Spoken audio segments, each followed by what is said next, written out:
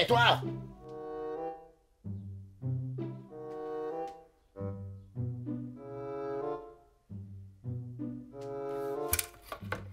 Oh, toi! C'est à toi que je parle!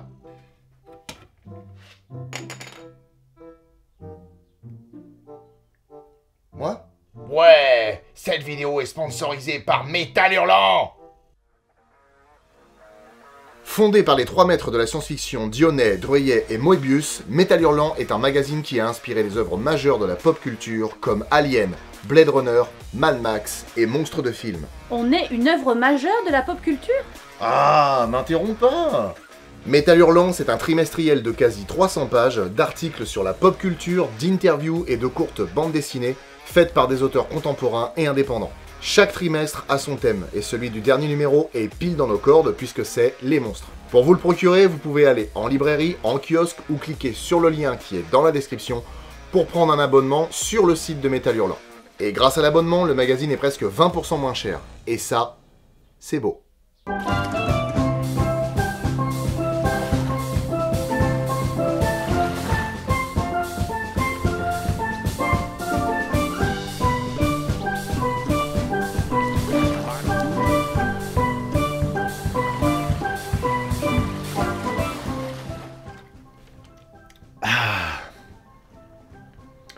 Voir une licence qui a démarré au cinéma se vautrer dans des directs DVD, ça fait mal. Franchement, ça fait mal. C'est ce qui est arrivé par exemple à Lake Placid ou à Anaconda. Mais qu'est-ce que ça donne quand on fait un film qui réunit deux licences déjà bien nanardesques et sorti directement en DVD? Et bah ça donne un film où deux gros trucs longs et durs et baveux se foutent sur la gueule dans un déferlement d'effets spéciaux au milieu de plein de femmes dénudées qui sont incapables de jouer correctement. Il me semble avoir déjà vu ça dans un dossier bizarre sur ton ordinateur. Ah bon? Boa vs Python est un vidéofilm d'horreur et de science-fiction états-unien sorti le 22 mai 2004 sur Sci-Fi. Il a été produit par OVNI International, les responsables de Boa, des deux Pythons et d'une bonne partie des films Lake Placid. Ça sent très bon tout ça. Et c'est la seule réalisation de David Flores, qui jusque-là a surtout officié comme monteur sur les films précités. Le film commence sur un combat de catch qui se déroule dans le casino de Brodick, un millionnaire qui organise avec sa copine Eve des parties de chasse un peu spéciales. Le python le soulève et le fait basculer, ça y est, le boa est au sol. Mais le combat n'est pas terminé, le boa pivot. Et puis c'est fou, parce que le match de catch qu'il regarde, ça oppose un catcheur qui s'appelle Boa à un catcheur qui s'appelle Python. Du coup, ça fait Boa versus Python. Oh. Pendant qu'ils se divertissent, leur équipe transporte la proie de leur nouvelle partie de chasse. Mais à mi-chemin, le colis s'agace. On lui a injecté 2000 cm3 de tranquillisant. Je vous dis qu'il s'agite. Vous allez ouvrir le caisseau? Voici, c'est le bouton bleu. Bon, là, faut pas sortir de Saint-Cyr pour douter de ce qui va se passer. Le python, puisque c'en est un, tue tout le monde. Si nos balles lui font absolument rien, ça au moins, il va les sentir passer. Avec l'aide d'un des membres de l'équipe. Timing parfait avec la fin du match, d'ailleurs. Et file se planquer dans les tunnels de maintenance de la Compagnie des Eaux de la ville voisine. Le couple apprend la mauvaise nouvelle le lendemain à bord de leur super avion de milliardaire. C'est un très bon film, ça. Bah voyons. Mais chance pour eux, les informations leur permettent de retrouver la trace de leur gibier, puisque les restes des convoyeurs ont été retrouvés par la police locale. Je ne serais pas étonné qu'on soit en présence ici d'un acte qui porterait la marque d'Al-Qaïda. Par contre, c'est moi ou le journaliste est de parti pris? Heureusement que ça n'existe pas dans la vraie vie, des journalistes comme ça. Hein. L'agent Sharp du FBI est chargé de mener l'enquête, et sa curiosité est piquée lorsqu'il trouve une énorme écaille et une seringue de sédatif. Agent Sharp! À l'arrière du camion, j'ai trouvé ça. La police est toujours bien lotie dans ce genre de film. Mais il est inquiet, parce que tout ça lui rappelle les souvenirs du premier film Python. Oui, après que deux serpents géants se sont évadés d'un laboratoire et ont décimé l'équipe de chercheurs, trouvez-moi ce dossier. Alors apparemment il parle des événements des deux films Python. Mais comme on a parlé que du premier, bah du coup les événements du deuxième, vous en connaissez que Chi. Et moi aussi d'ailleurs, parce que je l'ai pas vu non plus. Pour l'aider dans son enquête, il décide de faire appel à Monica Bonds, une biologiste marine qui bosse sur un projet d'implant sensoriel capable de commander n'importe quel animal. Et sur son temps libre, elle aime beaucoup jouer à qui se retient le plus longtemps avec des mecs. De respirer. Qui se retient le plus longtemps de respirer.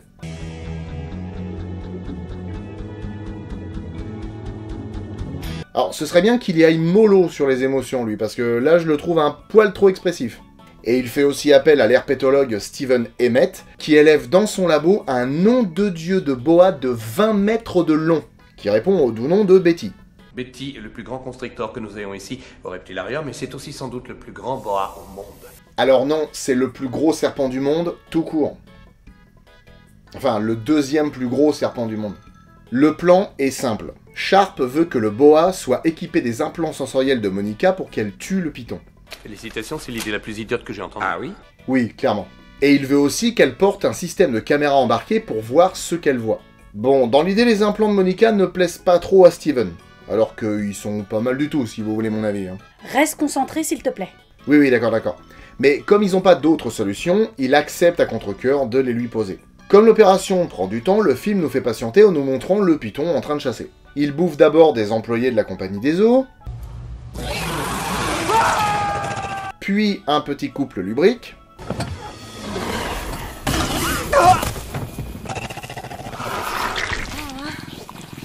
il est vraiment en train de lui faire ce que je crois, là?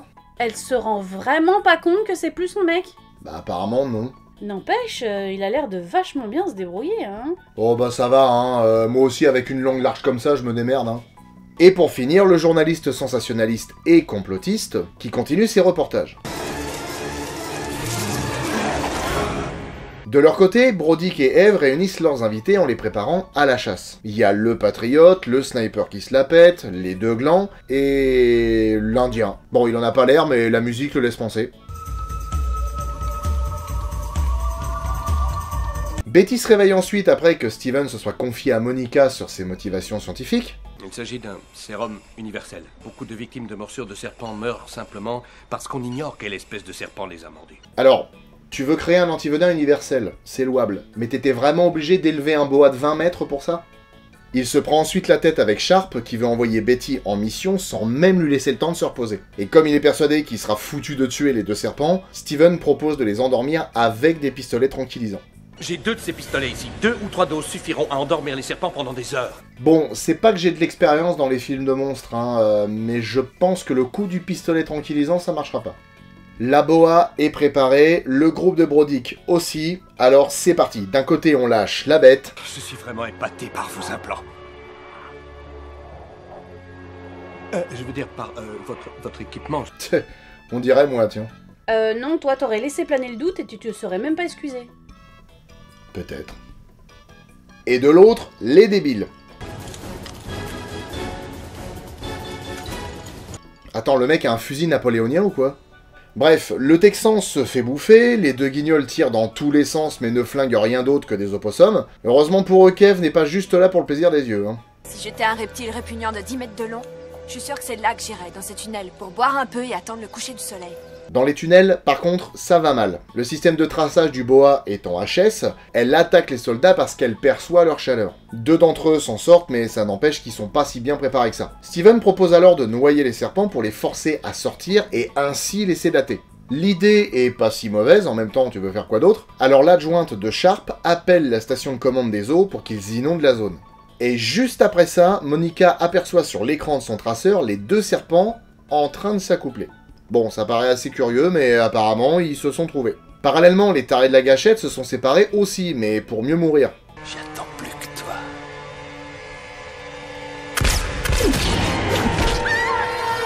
Alors apparemment, les serpents sont pas ce qu'il y a de plus dangereux dans le coin. Bon, cela dit, le python se débrouille bien aussi pour semer le trouble dans les rangs. Mais malgré sa taille, il peut pas faire grand-chose face à l'eau.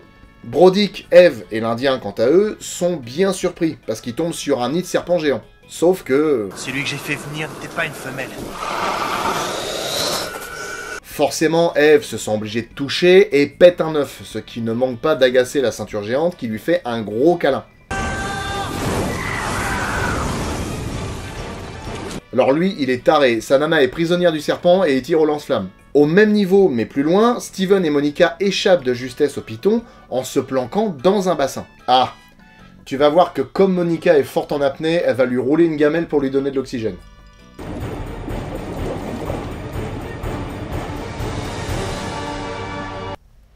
Qu'est-ce que je disais? Ils échappent donc au serpent, mais pas à Brodick, qui a la tête des mauvais jours. En même temps, c'est un peu normal, il a perdu sa nana et il n'arrive pas à refroidir son serpent. Étant donné qu'on n'est pas loin de la fin du film, normalement, n'importe qui dans le public se dit « ça y est, on y est ». Les deux propriétaires des serpents sont face à face, ils vont se foutre sur la gueule, et normalement, leurs deux serpents respectifs vont se foutre sur la gueule aussi. Eh ben non! Non. Vous êtes en train de regarder un film qui s'appelle Boa versus Python, mais s'il y a bien deux trucs qui se touchent pas depuis le début du film, c'est les animaux susnommés. En plus, ils se battent même pas parce que le FBI ex machina intervient et l'arrête. Et une fois dans un camp de fortune, Steven et Monica comprennent que les œufs du boa n'ont pas été fécondés par le python, mais par une des multiples fécondations in vitro faites en laboratoire. Ce qui explique que le python les gobe. Et c'est le moment que choisit Brodick. Non mais sérieux, il est même pas menotté. Et franchement, il est temps que le film se termine. Bon, l'autre con se tire avec un char. Un char! Putain, vous êtes le FBI ou la 7ème compagnie? Bon, il retrouve son serpent dans une boîte de nuit, où il est vite rejoint par nos héros et l'armée. Comment tu fais pour ne pas voir un serpent de 25 mètres dans une boîte de nuit? Remarque, c'est vrai que c'est pas toujours simple d'être concentré, parce que... C'est sûr que tu l'aurais pas vu, toi, hein? Ça va, hein, on a compris. Le python vient de roter. Ça rote un python? Donc, nous avons un python géant, Brodick avec un lance-flamme, Steven et Monica avec un pistolet tranquillisant, et des soldats en flammes, parce que l'autre dingo brûle tout et n'importe quoi. Et quand il a plus de jus dans son chauffe-saucisse, c'est au tour du serpent d'intervenir. Et alors que les deux tourtereaux sont en passe de finir en crotte de serpent la semaine d'après, Betty arrive. Ah, ça y est, enfin le combat.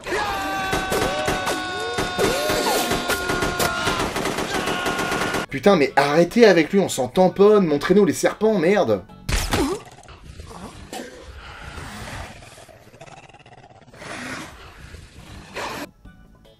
Ce plan est beaucoup trop long pour pas grand-chose.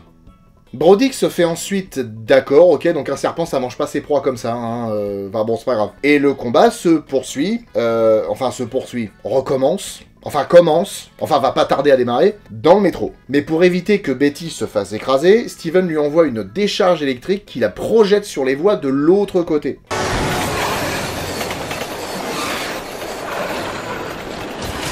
Heureusement qu'il n'y a pas deux trains qui arrivent en gare en même temps. Et c'en est fini du python. Seulement, Betty s'est échappée, alors nos deux héros partent à sa recherche. Et ce film est un énorme foutage de gueule, parce que ça s'appelle Boa versus Python, mais en exagérant, les bestioles se chicotent à peine 1 minute à l'écran.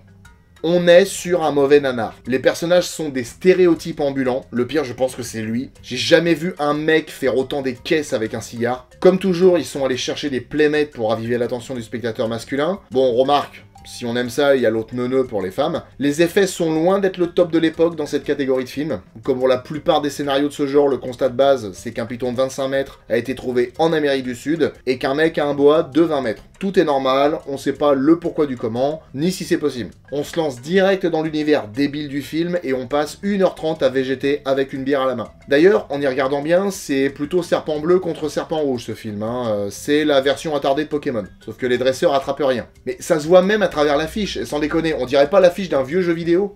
Tiens d'ailleurs, puisqu'on parle des serpents, bravo la traduction française. En VO, le python fait 80 pieds de long, et le boa 70. Alors je suis d'accord, ça dépend de la taille de la chaussure. Non, plus sérieusement.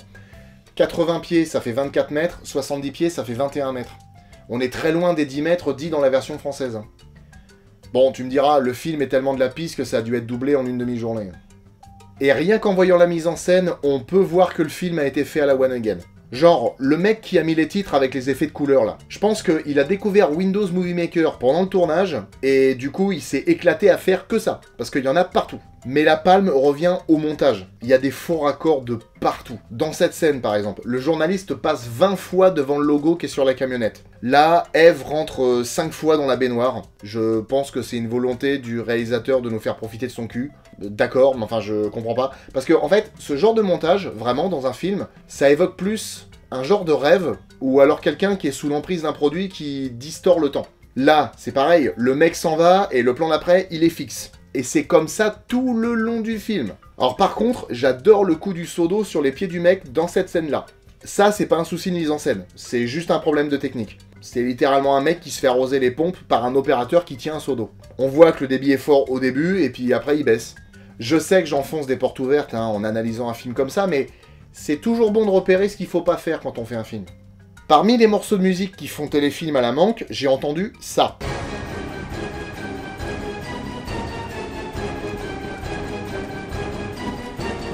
Et bah ça ressemble à ça, je trouve.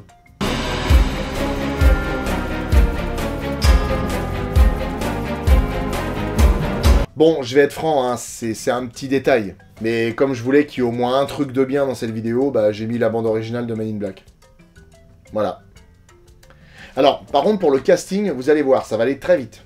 Tous, sans aucune exception, sont des habitués de ce genre de production. Jamie Bergman et Angel Boris ont en plus été playmates, et il y a David Hewlett, dont on a parlé dans La Fureur du Yeti, qui est toujours bloqué par Universal d'ailleurs, hein, pour raison de droit d'auteur, et qui a joué dans Cube, Splice, La planète des singes, l'origine, ou La forme de l'eau. Bon, avec ce film, vous avez compris qu'on est rentré dans la partie grasse et molle de la saison, avec des films qui sentent bon la vase. Même si je pense que Boa vs Python est une fragrance à lui tout seul. Au passage, je me permets de vous rappeler que si vous voulez vous acheter nos super goodies, vous pouvez aller sur le lien qui est dans la description, qui vous mènera directement à notre magasin. Si vous voulez avoir un échange avec nous en live, vous pouvez aussi cliquer sur le lien de Twitch qui est dans la description, qui vous emmènera sur la chaîne Monstre de Twitch. Et sinon, pour la semaine prochaine, on aura l'occasion de rendre un hommage un petit peu faiblard à un acteur américain qui nous a quittés il n'y a pas longtemps et que j'aime beaucoup. Et qui malheureusement a lui aussi dû passer par les nanars pour pouvoir gagner sa vie.